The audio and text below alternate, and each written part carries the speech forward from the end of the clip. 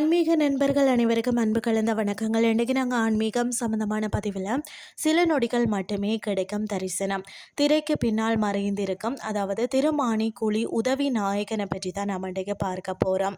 ஆன்மீக அன்பர்களுக்கு வணக்கம். பொதுவாக சிவாலயங்களுக்கு சென்றால் கருவறையில் வீற்றிருக்கும் லிங்க திருமேனியை நாம் கண்குளிர நீண்ட நேரம் தரிசிப்போம். ஆனால் ஒரு தளத்தில் மட்டும் இறைவன் எப்போதும் ஒரு திரைக்கு பின்னால் மறைந்திருக்கிறார் என்றால் ஆச்சரியமாக இருக்கிறது அல்லவா? அதுதான் பார்த்தீங்கன்னா கடலூர் அருகில் இருக்கக்கூடிய திருமானி குழி அருள்மிகு வாமனபுரீஸ்வரர் உதவிநாயகர் திருக்கோயில். இந்த தலத்தில் மறைந்திருக்கக்கூடிய ரகசியம் என்னன்னு சொல்லி பார்த்தீங்கன்னா, இந்த தலத்தில் சிவபெருமானும் பார்வதி தேவியும் எப்போதும் இணைந்தே ஏக ரூபமாக இருப்பதாக கருதப்படுகிறது. இறைவனும் இறைவியும் ஏகாந்தமாக இருக்கும்போதும் அவர்களை தொந்தரவு செய்யக்கூடாது என்பதற்காகத்தான் கருவறை வாசலில் எப்போதும் ஒரு திரைச்சீலை மறைந்திருக்குமாம்.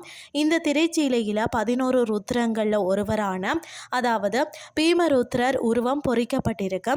இவருக்கு தான் இங்கே முதல் அர்ச்சனை மற்றது பூஜைகள் செய்யப்படுகிறதாம். சில நொடிகள் மட்டுமே தரிசனம், அதாவது பூஜை நேரங்களில் தீப ஆராதனைகள் காட்டப்படும் போது மட்டும்தான் அந்த திரை சில நொடிகள் விளக்கப்படும். அப்போது மட்டும்தான் நாம் மூலவரை தரிசிக்க முடியும்.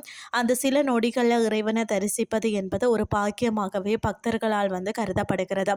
ஏன் இந்த தலம் சிறப்புன்னு சொல்லி பார்த்தீங்கன்னா, அதாவது பள்ளியறை இல்லாத கோயில்னு சொல்லப்படுகிறது. சுவாமியும் அம்பாளும் எப்போதும் கருவறையிலேயே ஒன்றாக இருக்கிறதால மற்ற கோயில்களை போல இங்கு தனியாக பள்ளியறை கிடையாதாம். உதவி செய்யும் நாயகன், நம்மளுடைய வாழ்க்கையில் வரக்கூடிய இடர்களை நீக்கி உதவி செய்வதால் இந்த தல இறைவனுக்கு உதவி நாயகன் என்ற அழகான பேரம் உண்டாம். வாழ்க்கையில் ஒரு முறையாவது தரிசிக்க வேண்டிய அற்புதமான தலம் தான் இதோ.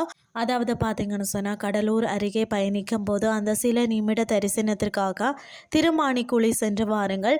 உதவி நாயகன் உங்கள் வாழ்க்கையிலேயும் துணை நிற்பார். இன்றைய ஆன்மீகம் சார்ந்த பதிவு உங்களுக்கு பிரயோசனமாக அமைஞ்சிருக்கும்னு சொல்லி நானும் நம்புகிறேன்.